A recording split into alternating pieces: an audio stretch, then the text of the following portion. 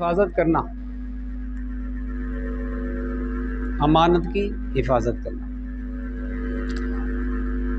ہم نے کتاب لی کسی سے مستعار پڑھنے کے لیے اور واپس ہی نہیں کر رہے، اور جناب مولویوں میں بھی مشہور ہے کہ جی جو کتاب کسی کو دے تو وہ بے وقوف ہے، اور جو کتاب لے کر واپس کر دے وہ اس سے بھی بڑا بے وقوف ہے۔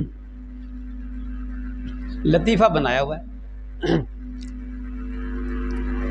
میرے گھر میں 3-4 کتابیں ایسی جو میری بڑے مطالعے کی کتابیں، وہ کوئی اپنا ہی رشتہ دار لے گیا اور جناب وہ اب واپس کرنے کا نام نہ لے، اور ہمیں یاد نہیں کہ کون لے کر گیا، ضرورت پڑتی ہے تو ہمیں کتاب نہیں ملتی۔ اس کو کیا فائدہ ہوگا اس کتاب کا؟ اگلے مسلمان بھائی کو پریشان کرنا، تکلیف دینا، اس کی چیز کو جو ہے ضبط کر لینا۔ امانت کی حفاظت کرنا، بر وقت اس کو واپس کرنا۔ بچپن کی بات ہے، ہمارے پیر بھائی سے میں نے ایک کتاب لی مستعار، شمائل ترمذی، نہیں انہوں نے مجھ سے لی مطالعہ کرنے کے لیے، میں نے ان کو دے دی۔ تو چند دنوں کے بعد جب انہوں نے مجھے وہ کتاب واپس کی تو اس کے اوپر کور چڑھایا ہوا تھا، اس کو پہلے سے بہتر کر کے نا مجھے انہوں نے کتاب واپس کی، اور فرمایا کہ ہمارے حضرت صاحب نے ہمیں یہی تعلیمات دی کہ امانت کی حفاظت کرو اور اس کو اچھی حالت میں واپس کرو۔ آپ نے کسی سے موٹر سائیکل لی ہے تو اب یہ کہ اس کو بے دردی سے استعمال کر رہے ہیں، پٹرول بھی اس کا ختم کر دیا، اور جناب اس میں اس کو کہیں مارا بھی ہے، اس کی ایسی کی تیسی پھیر دی ہے، اور آ کر اس کو واپس کر رہے ہیں اسی طرح۔ چاہیے یہ کیا تھا کہ موٹر سائیکل آپ نے لی اور وہ صاف ستھری نہیں ہے، جب آپ اس کو واپس کریں تو اس کو چمکا کے واپس کریں۔ جب آپ اس کو چمکا کے واپس کریں گے نا تو وہ خود کہے گا بھائی جب کبھی ضرورت ہوا نا تو لے لیا کرو، طبیعت خوش ہو جائے گی۔ اس کو کہتے ہیں امانت کی حفاظت کرنا۔ وہ ہم سے ہمارے ایک پڑوسی جہاں دکان ہے، ان کے چولہے میں گیس ختم ہو گئی تو وہ ہم سے نا مستعار لے گیا اور خوب استعمال کی، ½ کلو گیس استعمال کر لی اور پھر واپس ہی نہ کرے، وہیں پڑا ہے۔ ہمیں ضرورت تو میں نے اس کو ملازم کو بھیجا کہ جاؤ اس کو اٹھا کے لے کر آؤ، اور جب میں وہاں سے گزرا میں نے اس کو 10 سنائی، ٹکا کے سنائی، میں پھر ڈانٹتا بھی خوب ہوں۔ میں کہ چیز واپس لینی، چیز استعمال کے لیے لینی ہوتی ہے تو پھر واپس بھی کرنی ہوتی ہے۔ اللہ تعالیٰ کو حکم ہے چیز عام استعمال کی چیز جو ہے وہ دے دیا کرو استعمال کے لیے۔ مجھے بتائیں نا مفتیان کرام، جو چیز لے کے واپس نہ کرے اس کے ساتھ کیا کیا جائے؟ وہ پلاس لے گیا کوئی اور وہ واپس ہی نہیں کر رہا، اور ہم بھول گئے کون لے کر گیا، اب ہم ڈھونڈ رہے ہیں، جب ہمیں ضرورت ہے تو مل ہی نہیں رہی۔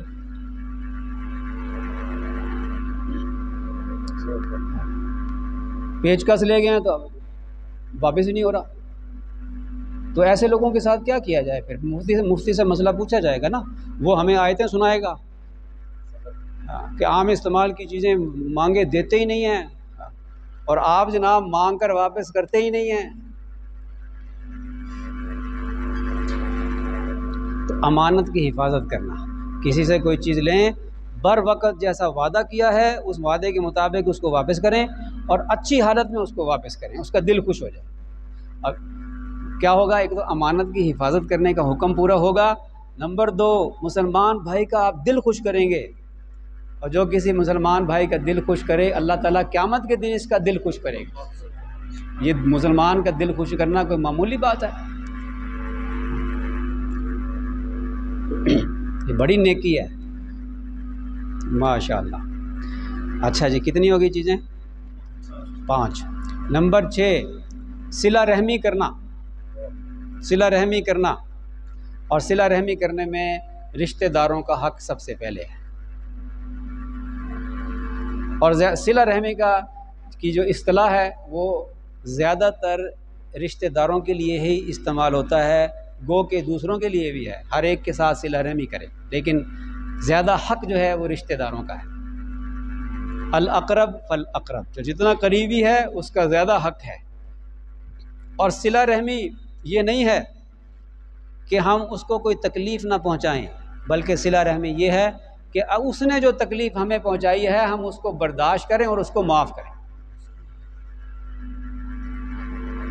اور اس کو عطا کریں۔ جو تمہیں محروم کرے تم اس کو عطا کرو۔ مسلمان کے ساتھ خوش ہو کے مسکرا کے ملنا صدقہ ہے۔ اور اگر تم یہ چاہتے ہو کہ تمہاری عمر میں اور تمہارے مال میں برکت ہو تو صلہ رحمی اختیار کرو۔ اللہ تعالیٰ صلہ رحمی کی برکت سے عمر میں بھی برکت عطا فرما دیتے ہیں، مال میں بھی برکت عطا فرما دیتے ہیں۔ یہ صلہ رحمی رزق کو کھینچتی ہے اور انسان کی ٹینشن کو دور کر دیتی ہے۔ اس کے اندر جو ایک آج کل کی جو بہت اصطلاحات استعمال ہوتی ہیں نا، ڈپریشن، پینک، بڑے خوبصورت الفاظ تو بڑے خوبصورت ہیں پر یہ اس کے اثرات بہت برے ہیں۔ پینک ہو رہی ہے جی، ڈپریشن ہو رہی ہے، ایڈک، یہ اس کا علاج ہے۔ رشتہ داروں سے ملنا جلنا۔ لاہور میں ڈاکٹر صاحب کے پاس ایک صاحب آئے کہ بہت ڈپریشن ہے۔ ڈاکٹر صاحب سمجھدار تھے، تبلیغ میں وقت لگایا ہوا تھا۔ انہوں نے پوچھا کہ یہ بتاؤ کہ اپنے رشتہ داروں سے، چاچے، مامے، تائے، ان سے ملاقات کیے کتنا عرصہ ہو گیا؟ مجھے بہت عرصہ ہو گیا، اپنے کاموں میں مصروف رہتے ہیں، وقت ہی نہیں ملتا۔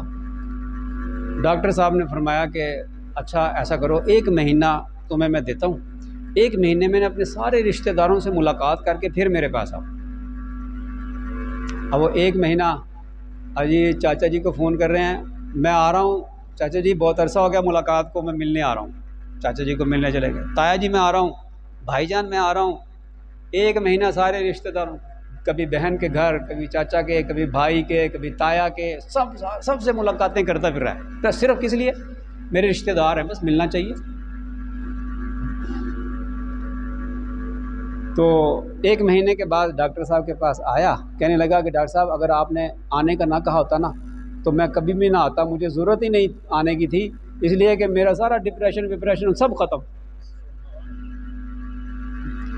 اللہ تعالیٰ نے انسان کو سوشل بنایا ہے، ملنا جلنا ہو اور صرف اللہ کی رضا کے لیے ہو۔ اللہ تعالیٰ کو بڑا پسند ہے یہ بندہ کہ جو سفر کر کے جا رہا ہے اپنے کسی رشتہ دار سے ملنے کے لیے یا دوست سے ملنے کے لیے، صرف اللہ کے لیے ملنے جا رہا ہے۔ اللہ تعالیٰ شانہ اس کی مغفرت فرما دیتے ہیں۔ صلہ رحمی کرنا، ٹھیک ہے نا۔ 6 ہو گئی چیزیں۔ ساتھی کا حق ادا کرنا، ساتھی کا حق ادا کرنا، سفر میں ہیں جو ساتھی ہیں ان کا حق ادا کرنا۔ نبی کریم صلی اللہ علیہ وسلم سفر میں تھے، آپ کے پاس 2 مسواکیں تھیں، آپ صلی اللہ علیہ وسلم نے سیدھی مسواک اپنے ساتھی کو دے دی اور ٹیڑھی خود رکھ لی۔ ان صحابی نے عرض کی یا رسول اللہ صلی اللہ علیہ وسلم یہ ٹیڑھی مجھے دے دیں، آپ سیدھی خود رکھ لیں۔ فرمایا جس کا مفہوم ہے کہ جیسے میں سیدھی کو پسند، تو سیدھی کو پسند کرتا ہے تو میں بھی سیدھی کو پسند کرتا ہوں، تو تیرے لیے میں نے اس چیز کو پسند کیا کہ جو تو پسند کرتا ہے۔ مفہوم ہے جو فرمایا، یعنی اس کا حاصل یہ ہے۔ حدیث بیان کرنے میں بڑا احتیاط کی ضرورت ہوتی ہے۔ تو آپ علیہ الصلوۃ والسلام نے اپنے ساتھی کو خود پر پریفر کیا اس معاملے میں کہ ایک چیز اچھی ہے تو میرا ساتھی وہ اچھی چیز لے لے مجھ سے، میں دوسری پہ گزارا کر لوں گا، یہ ساتھی کا حق ہے۔ سفر میں ایک بھائی کو سیٹ کی ضرورت ہے تو خود ذرا تنگی میں بیٹھ جائے، اس کو بٹھا دے اچھی جگہ پہ، خود ذرا تنگی برداشت کر لے، تو ساتھی کا حق ہوتا ہے۔ ایک سفر میں تھے تو کھانا پکانے کا وقت آیا تو صحابہ کرام نے اپنے ذمے کام لے لیے، اور آخر میں نبی کریم صلی اللہ علیہ وسلم نے فرمایا کہ اچھا آگ جلانے کے لیے لکڑیوں کی ضرورت ہوگی تو لکڑیاں اکٹھی کر کے میں لے آؤں گا۔ اللہ، یہ ہوتا ہے ساتھی کا حق، ساتھی کا حق۔ ساتھی کی خدمت کرنا، اس سے امید نہ رکھے کہ وہ میری خدمت کرے، میں ساتھی کی خدمت کر دوں، میں اس کو سکون پہنچاؤں۔ اور بعض حضرات اپنے بیگ میں سفر میں دوائیاں اس نیت سے رکھتے ہیں کہ کوئی ساتھی ہمارا بیمار ہو گیا تو میں فوراً دوائی نکال کے اپنے بھائی کی خدمت کروں گا۔ وہ پٹی رکھتے ہیں اور چیزیں ایسی ضرورت کی رکھتے ہیں، کوئی زخمی ہو گیا تو فوراً پٹی نکال کے میں اپنے ساتھی کے لیے۔ ایک نیت ہے کہ میں اپنے لیے رکھ لوں چیزیں، ایک ہے کہ اپنے ساتھیوں کے لیے رکھ لوں۔ ساتھی کی نیت سے رکھا، اجر بڑا ملے گا، اور خود بھی ضرورت ہوئی تو استعمال کر لے گا۔ نیت تو بڑی رکھیں نا، اس کو کہتے ہیں ساتھی کا حق ادا کرنا۔ کتنے ہو گئے؟ 8، نمبر 8، مہمان کی مہمان نوازی کرنا۔ فرمایا کہ جو اللہ پر اور یوم آخرت پر ایمان رکھتا ہے اسے چاہیے کہ مہمان کا اکرام کرے۔ اور یہ مسلمانوں کی گٹی میں پڑی ہوئی، اور عربوں میں تو ابھی تک چلی آ رہی، ہمارے پٹھانوں میں ابھی تک چلی آ رہی۔ ہر بندہ پوچھے گا کھانا، چائے، کھانا پینا، کھانا ہمارے پاس ہو جائے، چائے ہمارے پاس ہو جائے، یہ پٹھانوں میں رواج ماشاءاللہ۔ اور عربوں کے اندر ہم قطر گئے تو وہاں ہماری تشکیل ایسے علاقے میں ہوئی جہاں سب عرب تھے، تو انہوں نے بڑا ہمارا اکرام کیا۔ خاص مہمان کے لیے وہ اونٹ کا 6 مہینے کا بچہ ذبح کرتے ہیں، اس کا گوشت لذیذ ہوتا ہے۔ ہمیں انہوں نے کہا کہ جی ہم خاص مہمان کے لیے ذبح کرتے ہیں، ہم نے آپ کے لیے ذبح کیا۔ پھر ہماری تشکیل ایسے علاقے میں ہوئی جہاں زیادہ پٹھان ہی پٹھان تھے، جو انہوں نے ہمارا اکرام کیا، تو ہم فیصلہ نہیں کر سکے کہ عربوں کا اکرام بڑھ کر ہے کہ ہمارے پٹھانوں کا اکرام بڑھ کر ہے۔ تو مہمان کا اکرام کرنا، مہمان کے حقوق ہوتے ہیں۔ 8 ہو گئے۔ نمبر 9، پڑوسی کا حق ادا کرنا۔ حضرت جبریل علیہ السلام نے پڑوسی کے حق کے بارے میں اتنی تاکید فرمائی کہ نبی کریم صلی اللہ علیہ وسلم فرمایا، جس کا مفہوم یہ ہے کہ مجھے اس بات کا اندیشہ ہوا کہ کہیں اللہ تعالیٰ وراثت میں پڑوسی کا حصہ نہ رکھ دے۔ اور پڑوسی کا حق یہ ہے، جیسے میں نے صلہ رحمی میں بات عرض کی تھی، کہ پڑوسی کا حق یہ نہیں ہے کہ آپ اس کو تکلیف نہ پہنچائیں، بلکہ پڑوسی کا حق یہ ہے کہ اگر اس نے تکلیف پہنچائی ہے تو اس کو برداشت کریں۔ اس کے گھر کے دروازے، اپنے گھر کے دروازے کے سامنے پھل فروٹ کے چھلکے نہ ڈالو کہ کہیں پڑوسی کے بچے دیکھ کر ان کا دل للچائے اور وہ طاقت نہ رکھتے ہوں خریدنے کی۔ اگر طاقت ہے تمہارے اندر تو پڑوسی کے گھر پھل فروٹ اور کھانا بھیج دو، سالن پکاؤ، گوشت پکاؤ تو اس میں شوربہ زیادہ کر لو کہ پڑوسی کے گھر 1 پلیٹ بھیج دو۔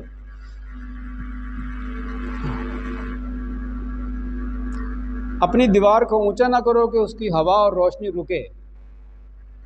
یہ تعلیمات ہیں پڑوسی کے لیے۔ وہ ایک بزرگ تھے تو پتہ چلا کہ ان کے پڑوسی مکان بیچنا چاہتا ہے، اور مکان اس لیے بیچنا چاہتا ہے کہ مقروض ہے، قرضہ ادا کر نہیں سکتا، تو مکان بیچ کر قرضہ ادا کرے گا۔ جب انہوں نے سنا تو افسوس کا اظہار فرمایا کہ ہم نے اپنے پڑوسی کا حق ادا نہیں کیا، ہم نے اپنے پڑوسی کا حق ادا نہیں کیا۔ بار بار ہم اس کی دیوار کے سائے کو استعمال کرتے رہے، ہم نے اپنے پڑوسی کا حق ادا نہیں کیا۔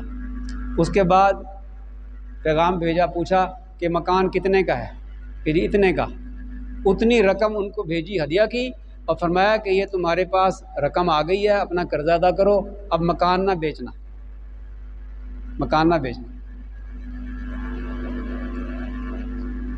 یہ ہوتا ہے پڑوسی کے حقوق۔ ہم لاہور میں تو بڑے شہروں کے اندر تو پڑوسی کا پتہ، نام کا نہیں پتہ ہوتا۔ 9 ہو گئے، شکر ہے گنتی پوری ہو رہی ہے، ورنہ میں ہمیشہ ایک نمبر بیچ میں بھول جاتا ہوں۔ نمبر 10 فرمایا کہ نمبر 10 یہ تمام چیزوں کی اصل اصول ہے اور وہ ہے حیا۔ حیا دار انسان، اللہ تعالیٰ کو حیا بڑی پسند ہے، شرم و حیا۔ نبی کریم صلی اللہ علیہ وسلم کے بارے میں آتا ہے کہ آپ علیہ الصلوۃ والسلام میں اتنی حیا تھی کہ جیسے ایک کنواری لڑکی کے اندر حیا ہوتی ہے نا، اس سے بھی زیادہ آپ علیہ الصلوۃ والسلام کے اندر حیا تھی۔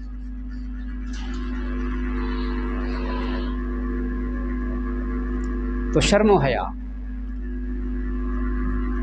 شرم و حیا والے پھر لباس بھی ان کے تو یہ گھٹنوں سے اوپر قمیض ہو جائے تو وہ بھی ان کو اچھا نہیں لگتا، لیٹے ہوئے ہیں تو یہ قمیض ہٹ جائے، صرف نیچے سے شلوار ہی نظر آنے لگ جائے، یہ بھی ان کو اچھا نہیں لگتا۔ شرم و حیا ہوتی ہے ان کی طبیعت میں۔ ہمارا اس لباس جو ہے ہمارا شرم و حیا والا لباس ہے، اس لباس کو نہیں چھوڑنا چاہیے۔ دوسرے لباس جو تنگ لباس ہیں وہ شرم و حیا والے لباس نہیں ہیں، وہ بے حیائی والے لباس ہیں۔ رکوع میں جاتے ہیں ہپس کی شکل نظر آتی ہے، شرٹ پہنی ہوئی ہے وہ اوپر اٹھ جاتی ہے اور جسم نظر آتا ہے، یہ شرم و حیا والا لباس نہیں ہے۔ میں تو کہا کرتا ہوں یہ بندروں والے لباس ہے، بندر کی شکل بن جاتی ہے، یہ تو پہنتے ہیں نا یہ جینز وغیرہ، تو اور پھر نوجوانوں کو شوق ہوتا ہے گھسی پٹی پینٹیں پہنتے ہیں، گھسی ہوئی، اس کو فیشن سمجھتے ہیں، پھٹی ہوئی پینٹیں پہنتے ہیں اور فیشن اس کو سمجھتے ہیں۔ یہ مجھے ایسا لگتا ہے کہ انہوں نے یہ بندروں سے بن مانس سے نا ان کی نقل کی ہے انہوں نے، ورنہ ان کرسچنس کے ہاں بھی اور یہودیوں کے ہاں بھی جو لباس ہے نا وہ لباس کرتا لمبا ہے، اصل لباس یہ حیا والا لباس ہے۔ مسلمان کی شان نہیں ہے کہ اس طرح کے لباس پہنے، ایک تو اس کے اندر ٹائٹ ہونے کی وجہ سے جسم کی حیت نظر آتی ہے، نمبر 2 غیر مسلموں کی مشابہت ہے، نمبر 3 حیا والا لباس نہیں ہے۔ تو یہ تینوں باتیں غیر اسلامی ہیں، ناپسندیدہ ہیں۔